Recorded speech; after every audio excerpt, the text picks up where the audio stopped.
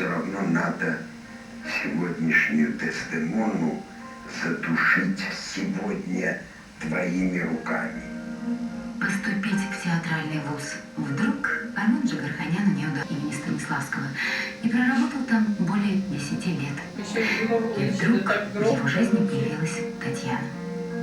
А вы были один до встречи с Татьяной?